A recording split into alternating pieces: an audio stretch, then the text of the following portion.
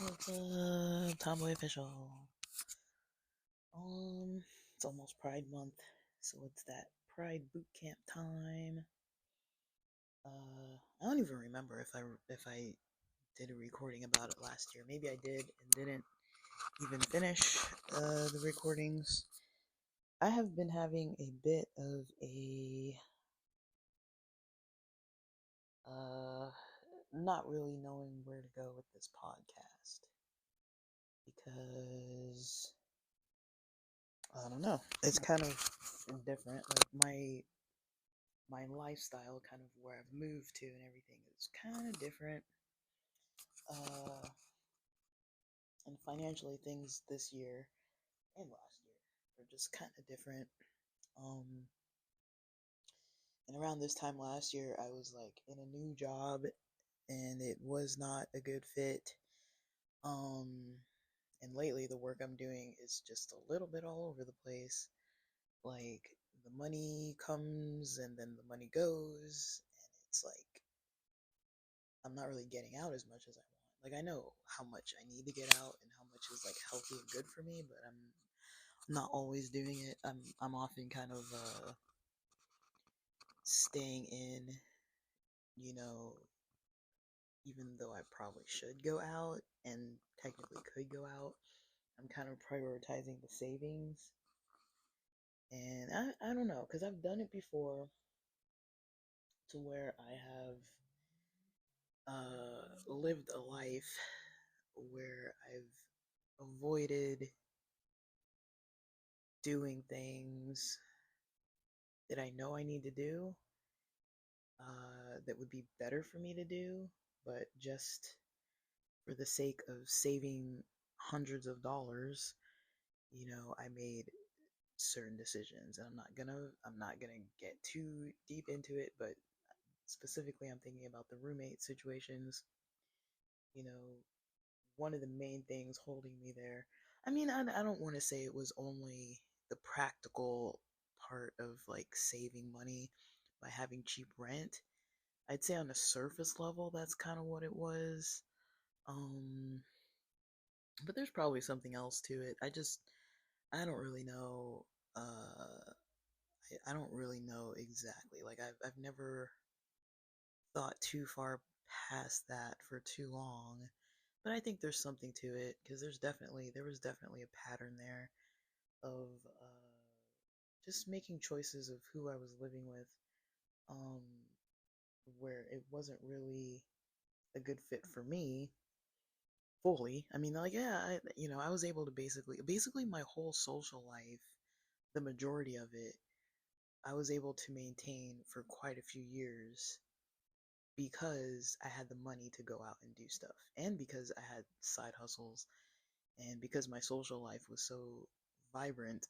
I was pretty energetic. I was definitely, drinking too much caffeine. Um, but I think I don't know. I don't want to. I don't want to make it like super heavy. I'm not. I don't want to be like, let's have like a week of deep, heavy conversations and get depressed about it. Like that's not really what I'm trying to like get at.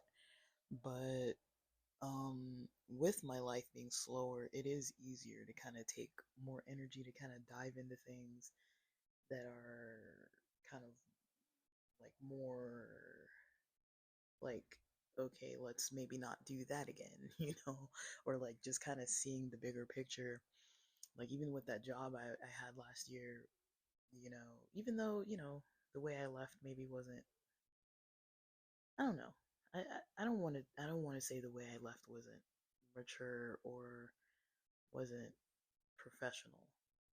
I just think, I'm not good at maybe, I don't know what you would call it, like standing up for myself when I should. I'm good at letting people kind of walk all over me, and that's kind of what was happening at that job. They kind of saw that they could have an advantage of having someone who was very uh qualified and knew the skills and could train quickly, and that's money on their end. The person who hired me through the recruiter and stuff, like, they looked good. because of, finding me, and it seemed like it was going to go well. But when they started treating me bad, I was like, oh no, they're treating me bad. And it didn't even sink in at first. Like the very first time that this person, uh, and it was one person. I don't think there were more than that. But I'll just put it this way: this one person, we'd have meetings. There would be team meetings on. This was mostly remote. There'd be team meetings, mostly remote, online, and then we'd have our individual check-ins, right? And so things I noticed, this person was um, very lenient with themselves as far as like time management, energy management. For example, if I had to do a house call and they had to go with me, I could get there 10, 15 minutes early, be sitting there waiting in my car outside of a patient's house, but they could show up like 20 minutes late. But if I would have showed up 20 minutes late, my job would have been at risk. But they were like, oh, I had to stop and eat lunch. I was just like so hungry. And it's like now this patient's been waiting, and now we have to, because we have to both go in together, and now they're late. Or like another patient that we saw, they were there early, and I was like gonna be early. I was gonna be at least like 8 minutes early or so. And I don't park right in front of people's houses. I'll usually park like around the corner or something. Like I'm just like that. I'm like I don't want people seeing what car I drive. I don't want to. If they want to walk you out to the door or whatever. Like I just don't like. Sometimes patients get nosy and they'll look up your license plate or whatever, and they'll like look up your information. And I'm like, I don't need that. I don't know these people. Um, and so I was, and plus these were like, it was relatively local. It wasn't like, you know, people who weren't really local. You know, I just didn't want that. Something in my head was like, keep a distance, keep a distance from these patients. Um, you know, on that level, like they don't need to know like too much about you. Like just because a lot of it, they were like 30-day enrollments, and so they were discharged like within a month or 30 days or so, or reevaluated, but usually they were like done within a month. So it wasn't really like we were really getting to know each other that deeply over like weeks and years and months. It was and year, yeah, it was just pretty quick. But yeah, like this person could show up late, but I wasn't allowed to show up late, or even when I was early, even they'd be like outside like messaging me and texting me on the work phone, like, where are you at? Like, I told you we need to be here like at least 5, 10 minutes early. And I'm just like, dude, like I'm here. Like I'm parked around the corner. I'm sitting in my car. And it's like, you know, but it's like when I'm there waiting and they're just like, oh, I just dropped by because I needed to scarf down lunch real quick, or like, you know, and I'm like, it's like, okay, like these appointments are like 20 minutes. Bring a snack or drop by a gas station, get like a quick Snickers bar or something. You don't have to get stuck in a drive-through. Just get like a quick Snickers bar. We can go do this appointment, 20 minutes, we'll be done. But because they ate and then they caffeinated and then they'd go into like the house calls with me, and then they'd make these appointments take like an hour and a half long, and they'd start talking and talking and just be like, it was like their show. They were, and they kind of wanted me to say things like to patients that were like, tell them that we will do this for you. We are gonna find you housing. We are gonna do this or that. And I was kind of expressing concerns. I was like, you can't really say that. Say that you'll try your best. Because especially with things like housing, like I can't guarantee you I'm gonna find you a house. Like that's not true. Like I can give you resources. We can get you on some wait lists probably, you know, but I can't guarantee you that I'm gonna find you a house within a month. Like that's not likely, and these people don't have money like that. It's not like they have jobs or money. Like it's like I know how this works. I'm like I've done this before. Like it's not that easy, and I'm not a housing coordinator. I don't even have like you know all the like nitty gritty details of like what is popping up as like low income housing or whatever. I don't have access to those wait lists out here. I don't have like a go to person out here like I did in San Diego, so I'm like, it's just not going to be possible. And plus, I have a full caseload. I can't spend all day looking for apartments for one person, because it literally will take like days, when I'm supposed to be doing other stuff. It's like, just to get one person placed. And it's like, okay, you need a place with a wheelchair ramp or an elevator, and it has to cost this much, and it has to be close to this hospital. It's like, I can't do that, like it's not, we'll find things or we'll find options for you or we'll look into options for you, but I'm not going to lie to somebody and tell them I'm going to do something, just because, it makes the company look better. It's like, we'll try our best and I'm hoping that we'll find you something, but I'm not going to give people false hope, you know. But he would kind of get on me about that. This person would kind of tell me, like, you know,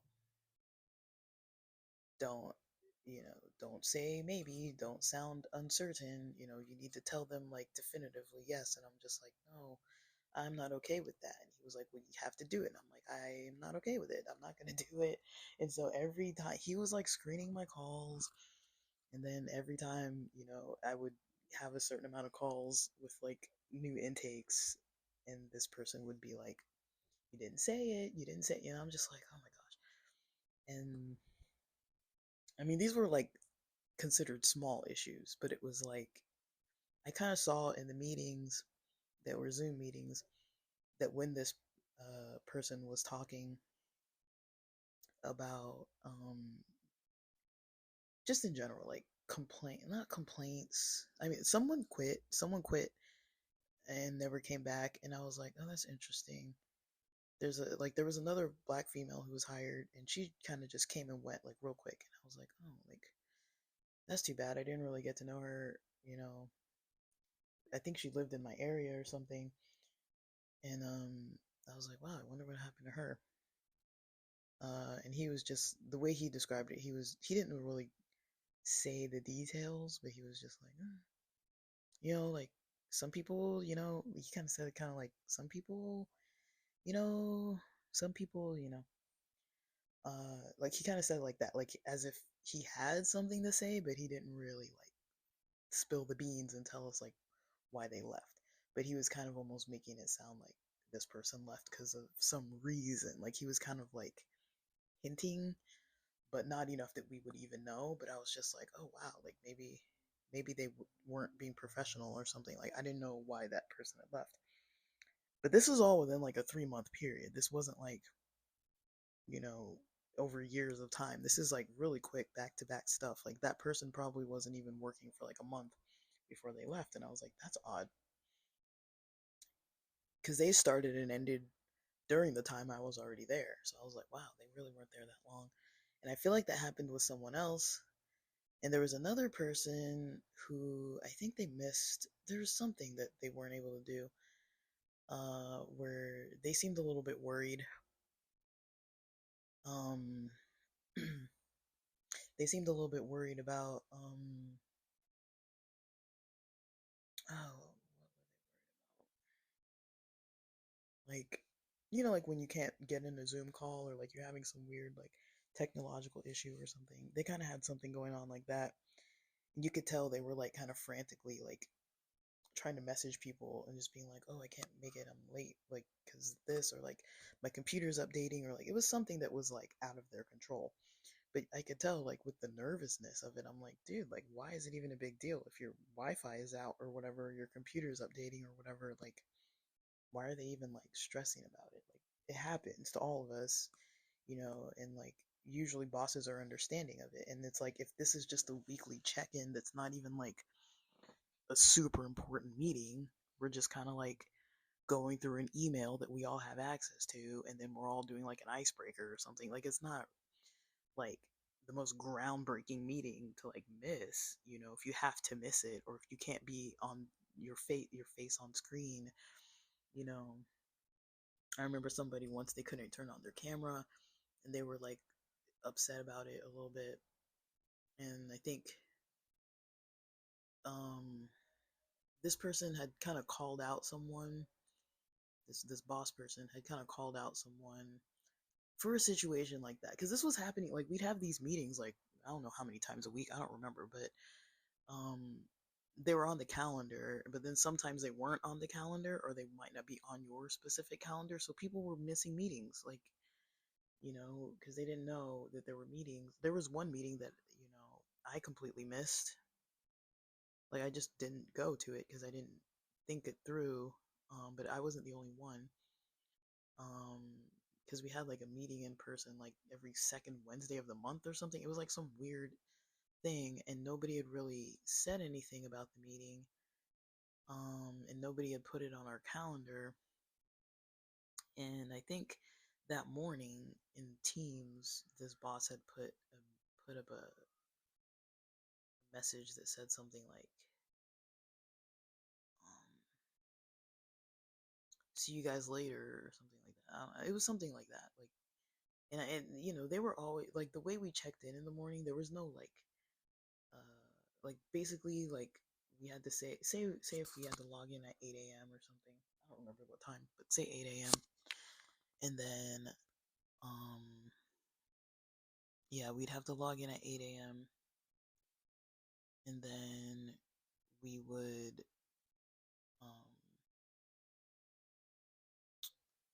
I don't know.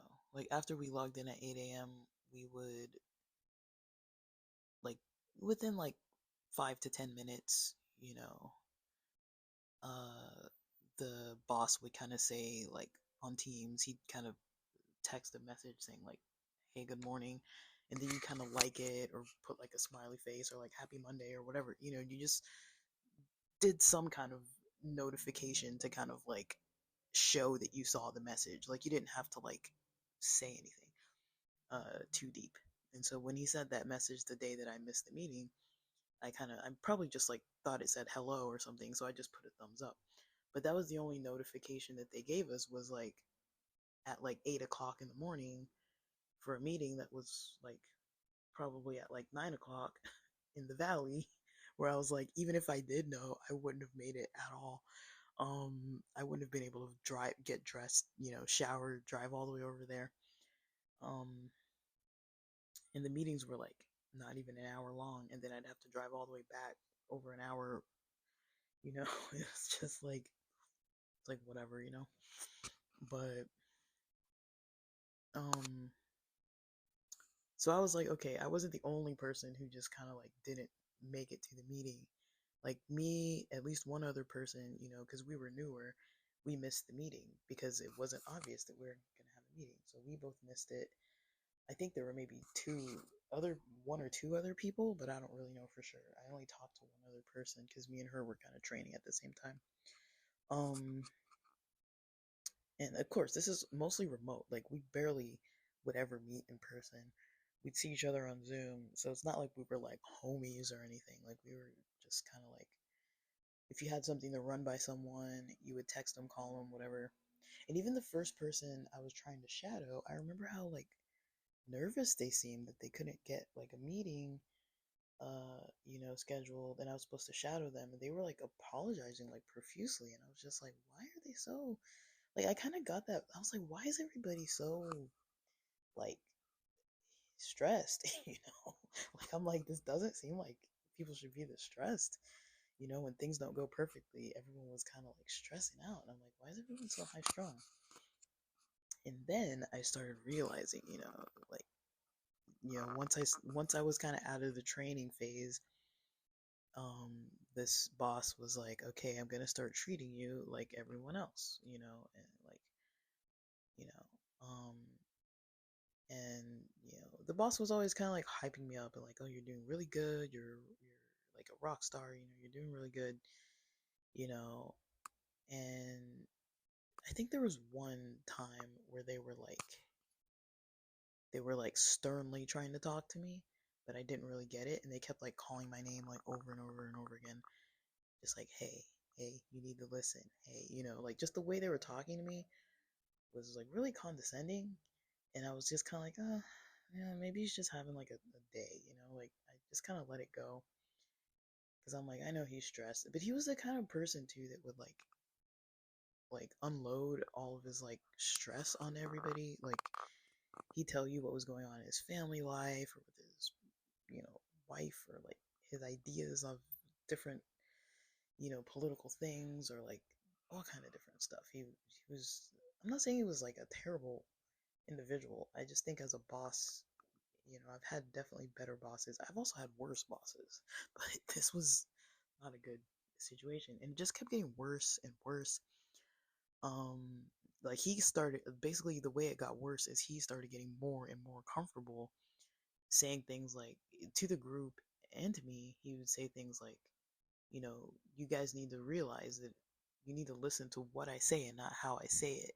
And I was just like, why does he say that? Like, and why, whenever we're in these meetings, is there like this one specific person who seems like defensive? It's like, the boss would be like, you guys need to be here with your cameras on. When we have a Tuesday meeting, you have to have your cameras on. And then this one guy would always be like, oh, well, I thought we talked about this, that I told you that Tuesdays, I try to do the house call. So I might be in my car waiting outside of someone's house. So, my work phone doesn't have a camera that's working right now, or whatever. It might be something like that, where this one guy was always kind of like, saying stuff, like having like a comment, and then the boss would say some other thing, like in some other meeting, like, okay, like you got, like, he would just say things like that we would need to change, but I never took it as like an offensive kind of thing. But there was always this one guy, like, we'll call him Bob, who was always like, well, I thought we talked about this. And I felt like he was just like trying to get reassurance that like he wanted to confirm that maybe a previous conversation that had maybe come up had been resolved with this boss. That's kind of the impression I started getting. I was like, why is he always kind of like chiming in, like saying like, oh, I thought that we were okay. I thought, and then it was like, oh, let's take this offline and we'll talk about it like after, you know, because I told you we were good. Like, let's talk about it after. But I feel like maybe this guy felt like he was getting called out by this boss and having complaints every week that had to do with something that Bob and the boss had been speaking about, and maybe the boss was like chewing him out about it, and then he went and had a meeting with the whole team about it all the time. Now I'm kind of thinking about it, and I'm like, maybe that's what was happening, because that wasn't like a normal way to respond to the things that this boss was saying. Like, he wasn't saying things that were like off the wall, or he didn't sound mad in the meetings, but he was very like, when he would say things that he wanted us to change, I could tell that there were certain people that were like, who had been there longer, that were really kind of like, what about this, what about that, what about this, what about that, like, they were kind of like not challenging him, but they were just like, oh, well, it takes a while to log in because of our phones, or like whatever. So if you say be online at 8:05, and then but don't start logging in until 8 o'clock, and it takes 10 minutes to actually log in once you put in all your freaking verifications for all these stupid passwords and everything, because it did take like 10 minutes. And then sometimes your computer would want to be updating and restarting and stuff, and you're just like, okay, it's going to take forever to log in. Like, you'd have to like log into this. There were like 4 or 5 different things you had to do to log in. You have to get into your email. You have to be like getting the verification on your phone. Like, there are all these different like things going on at, verify over here, and then this Microsoft thing, and then the face scan, and do this, and then put this code over here, and copy this one from the email onto this other thing, and now you can log into the server. It's like, and if the server, God forbid, the server was down, it's just like, you gotta be kidding me. But it was just a mess. It was a mess. There were multiple days where things were a mess. And this was during that time. Remember when uh, Microsoft and all these other companies kind of went down sometime last year for like a day or something, because of some, I don't know if it was some security software or some like random thing, that kind of like, we were affected by that. Like, our whole like Microsoft Teams, we couldn't communicate, and it was like, this is how we communicate. So how are we even supposed to like work? You know, like, we couldn't the authentication wasn't working. Like, nothing was working. So we're just like, we can't even work. Like, what are we supposed to do?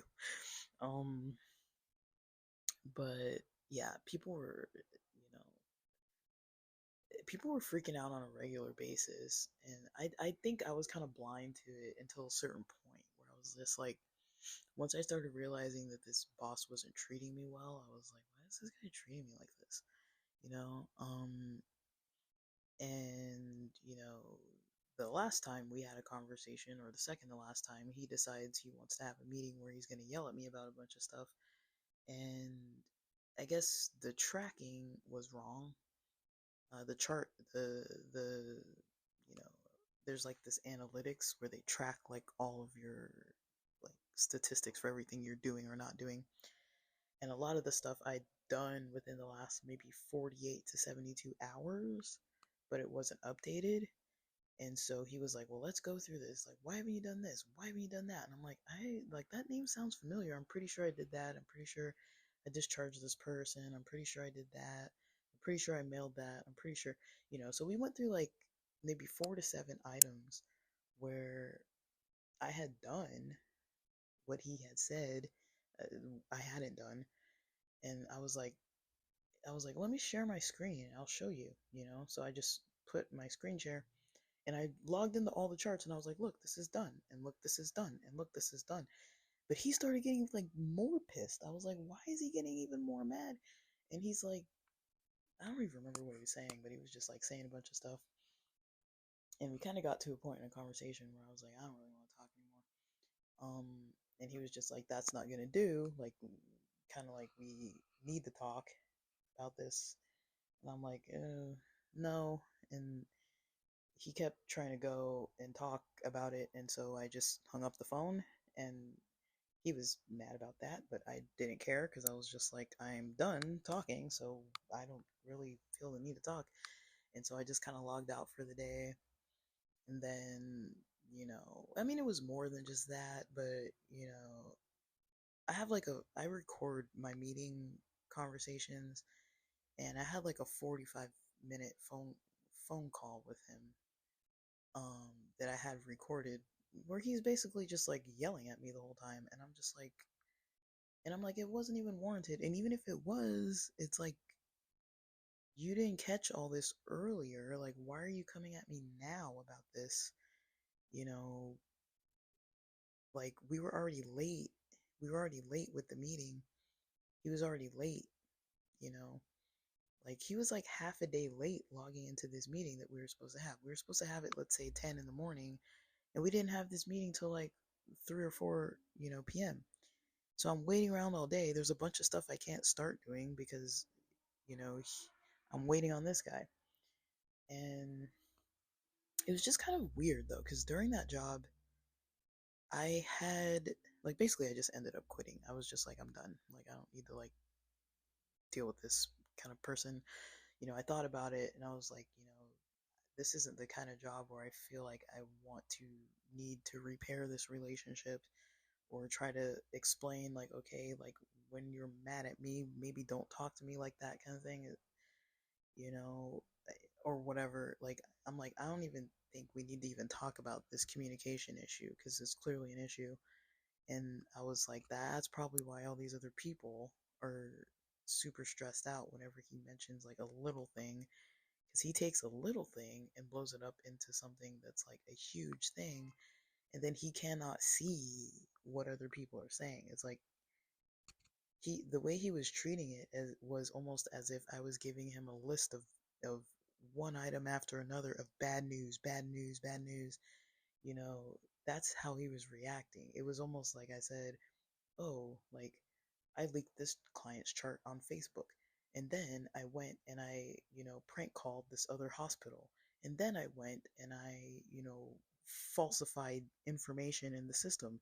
And then I went and I, cussed out somebody, some patient hotline, like that's kind of like how he was treating what I was saying. Like, he was kind of like, the way he was reacting was almost as if I was saying like I was doing all these like crazy things that were like illegal, like that was his reaction. His reaction was almost as if a boss would react if you were doing something completely terrible.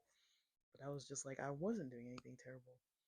And the information that you're looking at, that you're trying to, you know, evaluate me based on is wrong.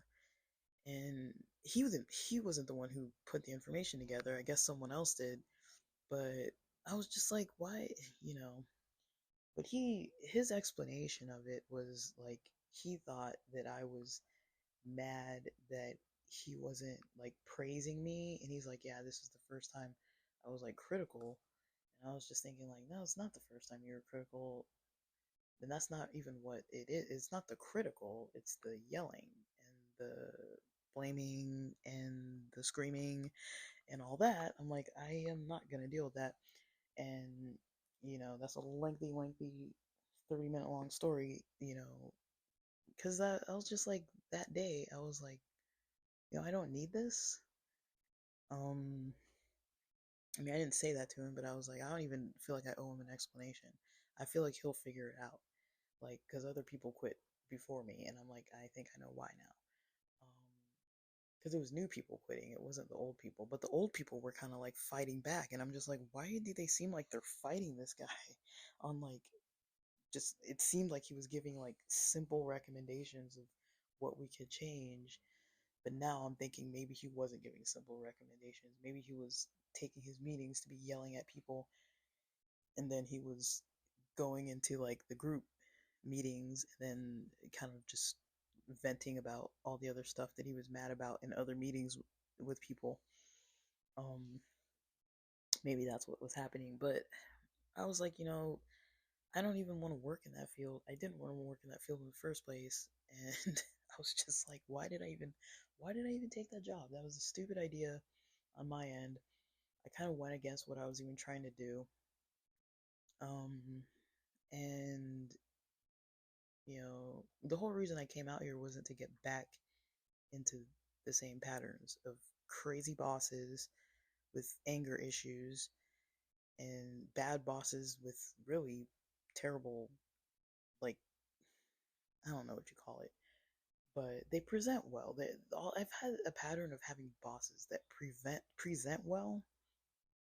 They look okay on the outside and to the group and when you're all together, but the second you're in a meeting with them alone, they're like Jekyll and Hyde, like literally they will flip and they will be so even when you're like telling other people or like you're kind of like asking other staff like, hey, like what about so and so, like, and you're not trying to gossip, but you're like, how are your meetings going with them or whatever, like, and you can kind of tell sometimes that you're like, oh, these people are also having the same issue. Like I'm never really gossipy at work, but um that is one thing that I do try to get a vibe for, is like, is it me or is it them? And I'm not saying that I'm like the absolute perfect worker. Like I miss things, I mess things up, I'll save things in the wrong places, or like turn in things late sometimes, or like have some typo errors or whatever. But I'm also used to working at a pace that's so much faster than I'm able to really handle. And so that's why there are mistakes. And that's just the nature of the field. And, you can correct the errors, but sometimes I don't catch them. But usually it's something that can be corrected because every chart gets audited anyway. So it's like eventually, usually within the month, somebody will be like, hey, did you mean to say 1 minute or was this assessment 1 hour? It's like, what are you billing for here? It's like you have to kind of make it that way. But I don't know. Like I'm not gonna say that like this boss was. I'm not gonna say like, oh, this boss was crazy. That's not really what I'm trying to say. Like he had a lot of good qualities and a lot of things going on at the same time, and he was a new boss, and I just don't think, I don't know, I think he was pretty disappointed in me when I left, and that's fine. And I was pretty disappointed in him, and I'm like, I don't really want to try to repair this because I don't think I should be here in the first place, and it was a mistake for me to take that job.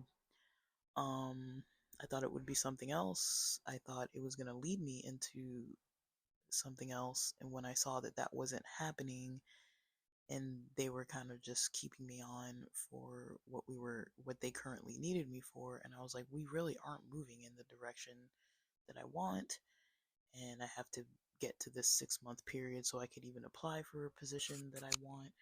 And it doesn't seem like any of those people are trying to leave their job. And so my chances of actually getting that job, I feel like they were kind of just telling me what I wanted to hear. And then I kind of realized that later on. I was like, I'm not actually gonna be able to apply for this other position that I actually wanted, am I? Because it's not gonna open up. And, you know, I vaguely talked to the person who was in that position. They did not seem like they were trying to leave. They enjoyed their job. They liked it. They had no reason to leave. They were a couple years in, and they were still trying to stay there probably till about the 5 year mark. And so I'm like, I don't really think I want to stay here for 3 more years, anyways. But anyways, I'm I just want to say, I guess with all that, I'm trying to just make different choices when it comes to things, and I don't expect perfection. I'm not like, okay, like if somebody wrongs me once, like I'm out, but there is a certain level where it's like, you know, how long do you let it go on? And for this specific one, I was like, I actually saw it. I was seeing it. And while this guy's like yelling at me, and in my mind, I'm like, oh, this is familiar. This is how this boss was, or that other boss was, or that other boss was. It's like, this has happened before. I know this. Welcome to the field of psychology, where on occasion you're gonna have a boss that's unstable. Like it happens. There are abusive bosses out there, and they know just the line that they can go to where they're not gonna get in trouble, or they know just the people to pick who they think aren't gonna screw them because they're the passive ones. And that's me. I'm the passive one. I'm the one who just lets things go, and like I definitely attract those type of bosses. Mm, you know, I realized that while this guy was ranting and screaming and all that, and I was just like, even when I told him I didn't want to talk anymore, he was just like, that boundary was not able to be set. He was like, not gonna let that happen, and I was just like, okay, then bye. Well, I didn't say it like that. I just uh, hung up. But it's like, to me, that was the most appropriate thing to do. I'm like, I don't want to argue with you. I'm trying to explain myself. You're screaming so loud that you're talking over me to a point that, I mean, we're on like a call, like online. So it's like, there's only so loud I can talk. And I'm like in the house. I'm like, I'm not going to be like screaming over the speaker to you. It's like, so I just kind of was like, yeah, I don't want to say it wasn't mature, but I also like I'm not used to what to do in those situations. Usually it's like, okay, I would have dealt with it and had like extreme anxiety, probably not slept that night, probably would have spiraled for like a couple days, maybe would have needed a couple days off, would have probably had some kind of like meltdown of some kind, and then I would have tried to suck it up and endure it and just be like, say nothing, act like nothing ever happened, and just keep working with this person who treats me bad and wait for it to happen again and just be worried. Now I would have been probably reacting like all these other people who had been there long term and would have been in the meetings with this guy who would have been like, don't do this or don't do that. And then I would have been somebody messaging in comments saying like, oh, well, what about this? Or what about when we talked about this? Just thinking like, oh, maybe he's trying to call me out. Like, you know, let me make sure that, he's not going to get mad at me during this meeting or whatever. It's like, no, like I know what I'm doing, like I've been doing it for almost a decade. Like, I don't understand like why, somebody would feel the need to be that intense about something that really wasn't even something. Even if all the things he was saying were right, they could have all been fixed that day. I mean, these were not permanent issues. They were like things that were like, you need to call this person back for the second time this week, or you need to close this file, or you need to mail this thing. Like, there were all tasks that were like, they could have been done if they hadn't been done. But the problem was too that they had all been done. Like, there were things on that list that I was still doing that day that hadn't been done, and then some other stuff that I would have had to do the next day because I was waiting so long for him for this meeting that he didn't want me to take other kind of longer calls and stuff. So I actually had multiple hours where I could have been doing what I needed and couldn't do it because he kind of limited that for me for the day. And I was like, well, he's telling me not to do it, so I'm just not gonna do it. Like, whatever. Like, I can't be in the middle of an assessment when he needs to have a 45-minute meeting with me, and I have to do like an hour assessment. Like, we need to kind of not do it that way. But they also wanted me to have more clients than what I was supposed to have because I would max out every week. I was supposed to add 12 every week, which I was doing. And then they also wanted me to be calling all these other people, but I could only add max 12. But I'm like, well, how am I supposed to call these other people and keep adding more people? Because the amount of phone calls I had to make, if they answer the phone and then I'm enrolling them, but I already have the 12, I can't just keep enrolling more and more and more and more and more, without discharging the other ones, because they weren't ready to discharge yet. So it's like the numbers weren't adding up either. And I'm like, I can't go over the max, so they wanted me actually going over the max of their limit, which also was not okay because we had an understanding about how many clients were okay, but they're kind of like, well, you can handle more. And I'm like, but I'm not supposed to need to or have to handle more. But I understand more clients is more billing, which is more money. And I'm like, I am not playing this game. I did this already. I played this game for 7 years. I'm not doing that again. Um, like, I need like a manageable workload, not a workload to where I cannot manage it. But you know, that and the roommates and all that kind of stuff, I've definitely come to terms that there's stuff I need to change with that, and I've been working on it. But that was kind of my way of, like, I noticed a problem and I was like, let me exit this cycle. And so I exited that cycle by leaving the job. Um, but it's also so against my nature and so against naturally how I would have wanted to handle it. I still don't even feel good about it. I'm not like, ooh, like, yeah. Like, part of me is like, you should have stuck it out. You should have just kept staying there and dealt with it because you can deal with it and you have before. And then there's another part of me that's like, fuck that. You don't have to deal with that shit anymore. You put in your time, you paid your dues. You shouldn't have to, even you shouldn't have had to pay your dues, but you shouldn't have to deal with bosses that cannot, you know, manage their emotions to a point where they're like lashing out at people. But you know, the patterns of things are, they can be. I think I've almost gone to like another extreme, which is like, I think that's why I'm kind of more like staying in and not really taking a lot of. I'm not really taking a lot of risks with things. Um, not really socially. I don't want to call it that, but career wise, I haven't really been taking a lot of risks. Kind of more recently, yes, I have. Like, since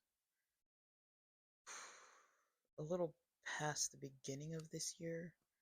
January was kind of like a lost month for me. Um, like, because of the fires and all that, and then it just really it threw me so off. But I'd say from like sometime late February and on, I started really working more on,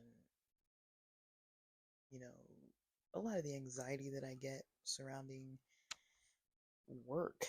Um, I kind of had to come to terms with it. Not, I don't know if it was like the other day. I don't want to call it that, but it was like it's May now, probably sometime in April when I was doing some tasks where I was like, okay, let me put this on my to-do list.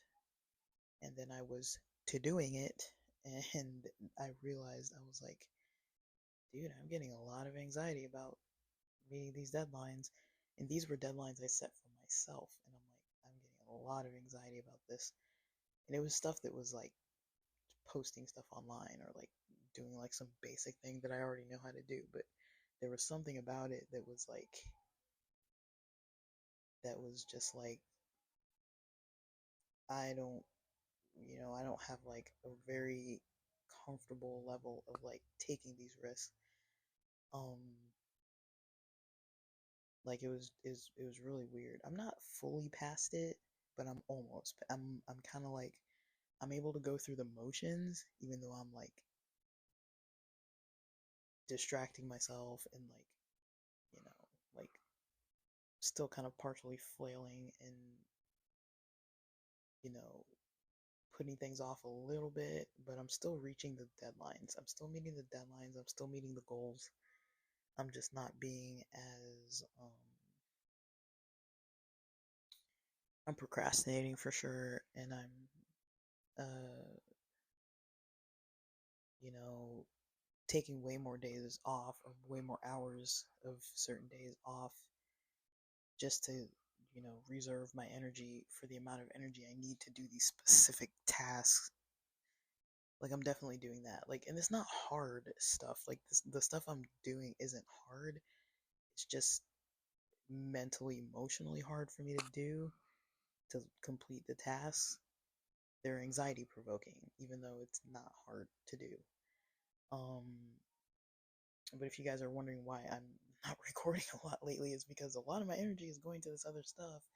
Um, I can't really do both, and I don't really like talking about things if I'm you know not really if I don't even know what's going on. Sometimes I don't even know what's going on. I'm just like I realize I'm like okay, I wake up and then I'm like okay, all this stuff on my list I didn't do. Like what was that all about? Or like the next day I'll wake up and I'm supposed to do a bunch of stuff that I end up again not doing, and I'm like what is that all about? It's not like it's stuff I can't do. There's other stuff that I'll spend time doing instead that's like way harder. I talked about it before. I was in a class once, and to avoid taking the final exam, I enrolled in a second class, and I did almost all the coursework up to that exam, and then I was like, wait, I need to just take this freaking exam. Like I need to take the first exam. Like I've definitely got, it's like this performance anxiety kind of thing. But it's with work. It's not really with like sports, and well it is with sports if I'm playing them on a team, but I don't really play a lot of team sports anymore, so that's not really an issue. Um but yeah, like it's like that's basically what I'm working on. Like there's a lot of just trying to like reserve my energy, maintain kind of like a certain level of reaching goals, uh, recovering my energy. Like I'm finding I'm like, how come it takes this many hours of the day to kind of just like feel rested? Like yesterday, I had a meeting at 2, and I literally could not do anything till like 1 o'clock, 1 p.m. But I was up at like 4:30 in the morning, and I literally, I got up at 4:30 or 4 something, I don't know, close to 5, and then I started the process of doing what I thought I was going to do, research wise, and all these other things for this meeting, and all these other tasks I had to do.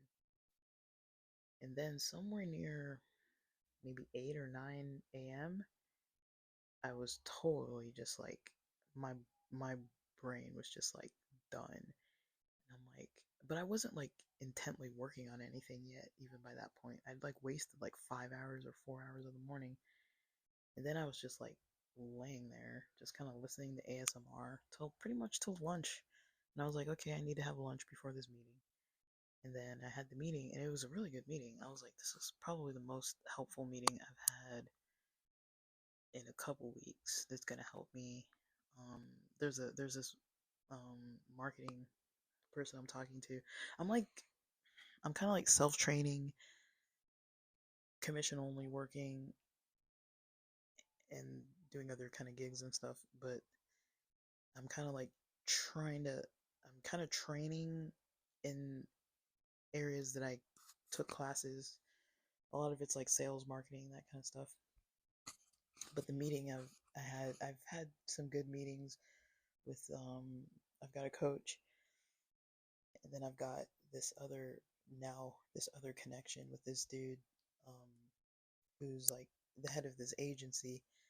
um and so I'm kind of collaborating with him, but I kind of just needed to know what I need to do. So it's been like a week.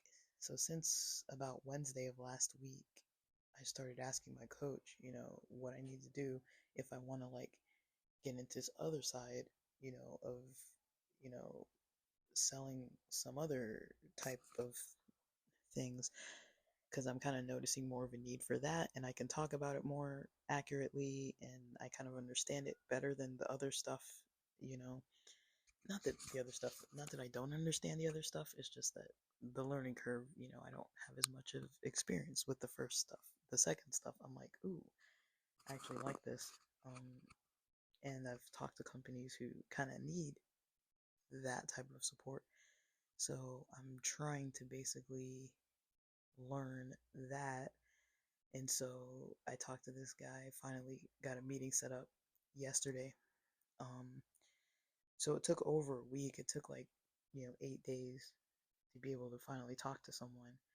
But now I've got like a bunch of the other staff reaching out to me.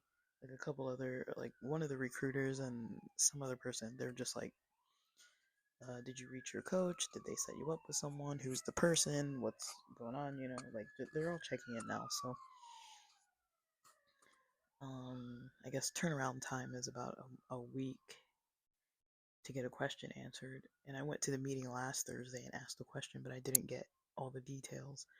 And so they kind of see that I'm kind of like, you know, trying, but this is it's still kind of work experience. Um, and so I'm kind of just trying to just keep on getting the experience, um, and collaborating with these other professionals, and they sent me some really valuable information. I'm like, wow, this is really cool. Like now I kind of know a lot of like ins and outs of these companies. I'm like, wow, like this is how these companies are created, how they build things. I mean, I worked for a startup before that was in mental health, and so I kind of saw how they kind of did things too. And then this other startup that I was working in with that digital marketing internship, just kind of seeing how she kind of had her business and the proposals and all, like kind of seeing how people kind of like have their product or have their service, how they have like some kind of leads, and then they kind of like sell whatever they're selling. I'm kind of getting a better idea of it, and I've seen it now like maybe 4 or 5 times right in front of my face, where I'm like, okay, like now I kind of understand what these companies are doing. Because I wasn't trained in like business. I'm a psych person. I'm a nerdy psych major, and I initially was trying to start in research, but this to me is kind of like as close to research as I can get without having to be like scientific and having to like go through university or something like that. Um, so I am enjoying it. I like it, but it's kind of slow going. But it's okay. And this is kind of more what I want to be doing, more than working with these other problems. Um, with the people with all these other kind of issues. I'd rather help people with their businesses and not help people with their mental health as much. Um, I feel like there's definitely been a boom in mental health support, and so I feel like it's good that people can get the support that they need. But I don't want to be that person. I would rather be supportive for my friends and family and not be supportive for a caseload of clients. I'd rather spend my energy on my social life than, the social interactions with patients and things like that. Um, it's just, I love it. I respect it. I like the work. It's not something I should be doing for my own health. I should not be doing it. But again, the other day, I started updating my resume and I was like getting back into the field. I was like, literally, like, guys, you, I'm like, some of this stuff is ridiculous that I do. Like, some of the choices I make, I'm like, what am I doing? Like, stop it. Like, I literally started updating my resume to apply for case management jobs, and I'm like, what am I doing? What am I doing? I think it's like when I get stressed or anxious about something, I'm like, let me go back to this familiar thing. But I'm like, no, like, stop it. Stop it. Like, stop going back to that familiar thing. It's bad for you, you know? So I will not be applying to those jobs. I will be moving forward and applying to the jobs that I'm getting experience in currently. Um, yeah, but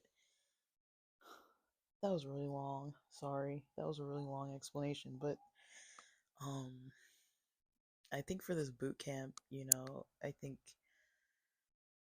if it's not too heavy to look at patterns to actually changing things, that might be a good direction to go. Because it's easy to look at Pride Month and be like, all right, you got the gay stuff, you got all the, you know, of course, commemoration of the history of Pride, commemoration of, historical events, LGBT rights, and with the current climate of everything, definitely like the solidarity, the community. I'm definitely enjoying, seeing more queer artists around.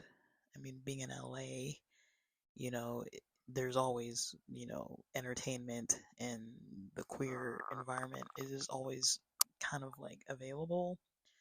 Even if you don't live near it, you can like get to it. Like, even if you don't live like in WeHo, like it's accessible. Even if you live like really far from it, you could still take a bus or train and be there within a couple hours.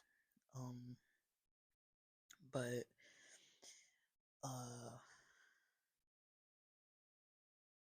yeah, it's not um like it's not a bad idea.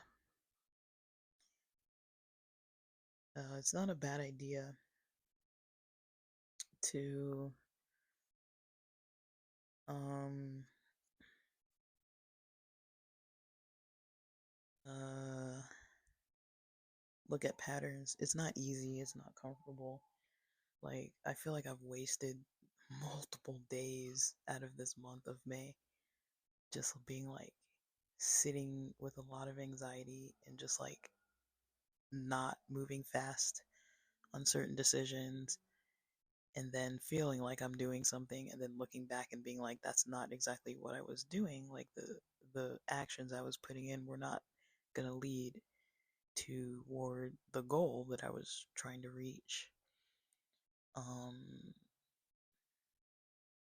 and I did kind of technically talk to a company where it's like, I think I'm hired, but I don't really know. We're in the background check phase, and it's taking longer than they said it was going to take. So now I don't really know where we stand with all that, but I'm just like, whatever, move on to the next thing. I've already had other stuff going on that I've been working on, so I'm like, let me just keep working on the other stuff then. Um, And I mean, it's panning out. It's just anxiety provoking.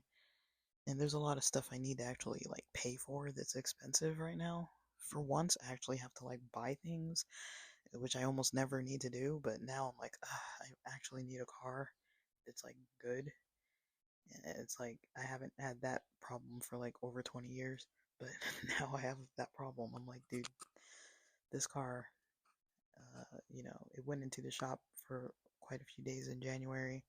It needs to go back into the shop again, and I'm just like, I'm done with it. Like, I need to just get something that's not gonna go into the shop for multiple hundreds, $1,000+ every like you know 4 months or something. I can't afford to be paying like $1,000 to $2,000 for car repairs every like 4 months. That's ridiculous, And the car doesn't even hardly get like it gets like maybe 13 miles to the gallon or something. It's terrible. Terrible, terrible gas mileage, especially for somewhere like LA. And if I'm trying to drive between LA and San Diego and, like WeHo and all these other places, I'm like, this is too much. Like, this car does not support my lifestyle anymore. It doesn't even support Ubering because it's too old and falling apart. So, um, but yeah, I don't know. I think with lifestyle patterns, that's kind of what people that I've given my examples. I didn't want to get into the whole roommates, the whole roommates patterns example, because that's kind of like in a way behind me, but it still keeps coming up, dude. I still have people in my life who are like,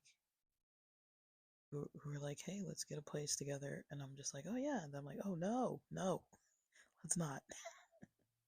It's like I find myself just you know having to like check myself and be like, you said you weren't gonna do that.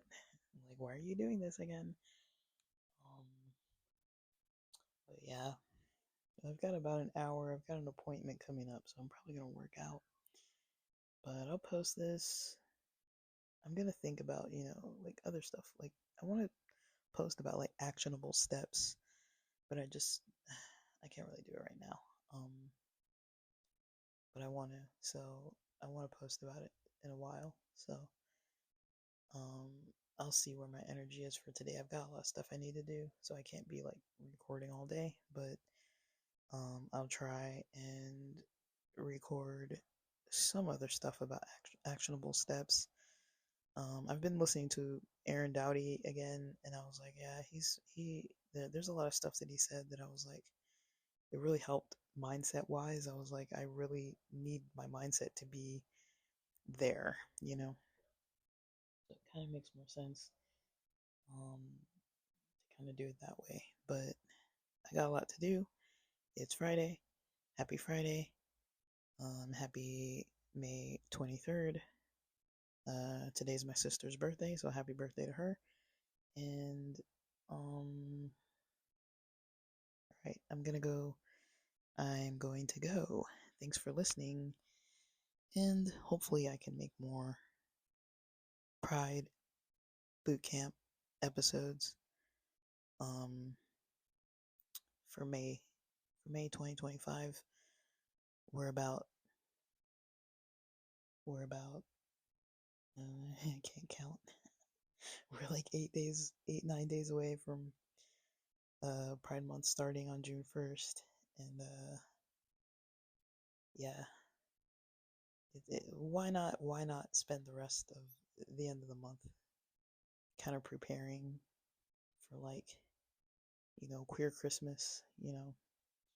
It is like the queer high holy days, and you know I know everyone wants to party. We're all probably gonna party at least a little bit.